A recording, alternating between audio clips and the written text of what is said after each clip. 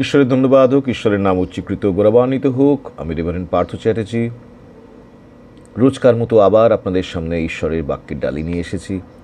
আশা করি আপনারা সবাই ভালো আছেন, ঈশ্বরের দয়ায় দিন দিন আত্মিক জীবনে বৃদ্ধি পাচ্ছেন। আশা করি ঈশ্বর আপনাদের পরিবার, আপনাদের পরিজন, আপনাদের আত্মীয় স্বজন, বন্ধু বান্ধব সকলকে ভালো রেখেছেন, কেননা তার দয়া চিরস্থায়ী। প্রতি প্রভাতে তিনি নতুন নতুন করুণা দেন।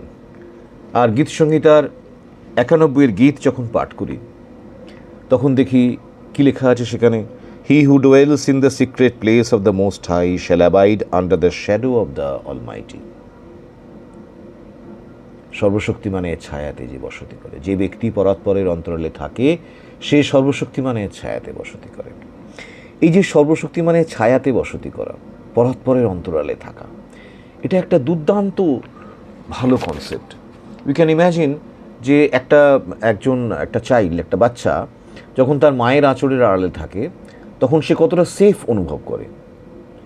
বা প্রবল ঝড় ঝঞ্ঝা ইত্যাদির সময় যদি একটা পর্বতের আড়ালে যদি কেউ লুকিয়ে থাকতে পারে, যেখানে ঝড়ঝাপটা গিয়ে পৌঁছচ্ছে না, ঝঞ্ঝা গিয়ে পৌঁছচ্ছে না, তাহলে সে কতটা সেফ ফিল করে।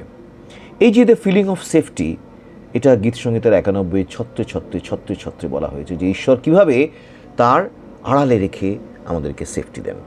আর সেই গীত সংহিতার 91 অবলম্বনে আমি একটা কবিতা লিখেছি, যেটা আপনাদের সঙ্গে আজকে শেয়ার করতে চাই।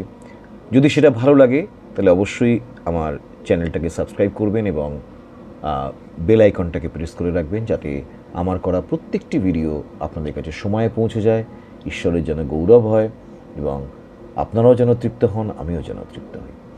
এই কবিতাটার নাম আমি দিয়েছি ঈশ্বরের ছায়ায় যিনি থাকেন। যে থাকে ঈশ্বরের আশ্রয়ে ছায়াতলে,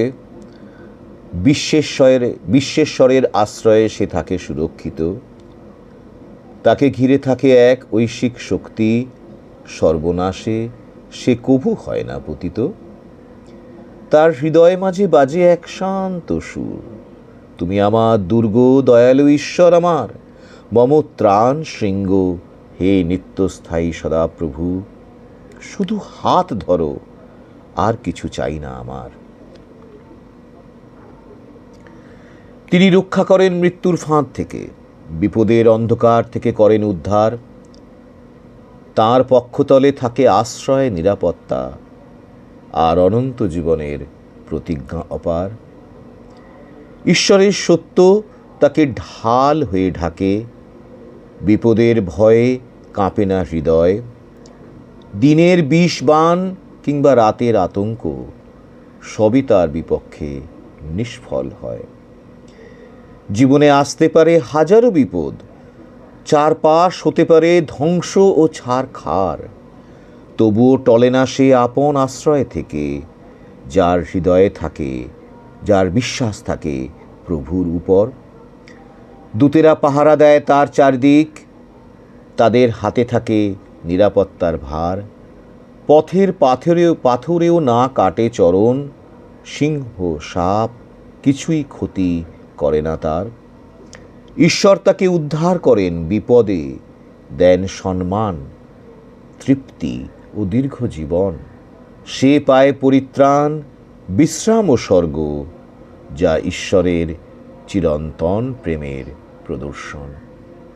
ঈশ্বরের ধন্যবাদ হোক, ঈশ্বরের নাম উচ্চীকৃত হোক। গীত সংহিতা 91 ঈশ্বরের এই প্রতিজ্ঞা আপনাদের প্রত্যেকের জীবনে সফল হোক। পরাৎপরের অন্তরালে আপনারা থাকুন, সর্বশক্তিমানের ছায়াতে বসতি করুন। আপনাদের পার্শ্বে, দক্ষিণ পার্শ্বে সহস্র 10 সহস্র পতিত হোক, কিন্তু কোনো বিপদ আপনাদের তাম্বুর নিকটে না আসুক। ঈশ্বরের ধন্যবাদ হোক, ঈশ্বরের নাম উচ্চীকৃত গৌরবান্বিত হোক। Amen, amen, amen.